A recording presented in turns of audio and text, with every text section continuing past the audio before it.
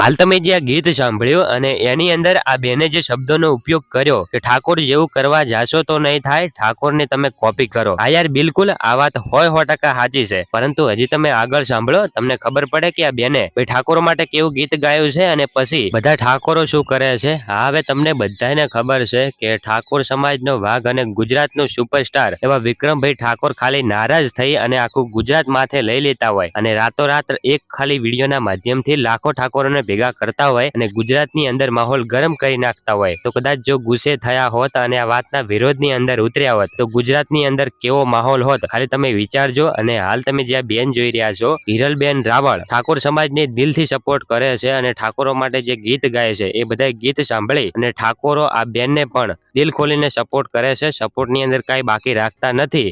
અને આજે પણ આ બેને ઠાકોરો માટે ગીત ગાયું છે એ સૌથી પહેલા તમે એકવાર ગીત સાંભળી લો. અને ખાસ મારા ઠાકોર ભાઈઓ, તમારા નાના ભાઈની આ ચેનલ ઉપર તમે પહેલી વખત આવ્યા હોય તો ખાસ કરીને માલાજી ક્લિપ્સ યુટ્યુબ ચેનલને સબસ્ક્રાઇબ કરી લેજો, જેથી કરીને આવનાર સમયની અંદર આવા તો ઘણા બધા વિડીયો તમને આપણી આ ચેનલ ઉપર જોવા મળતા રહેશે. તો લ્યો હવે એકવાર હિરલબેન રાવળનું તમે ગીત સાંભળી લો અને ખાસ એકવાર ગીત સાંભળ્યા પછી કમેન્ટ કરજો કે બેને કેવું ગીત ગાયું છે અને બેનનો કેવો અવાજ છે.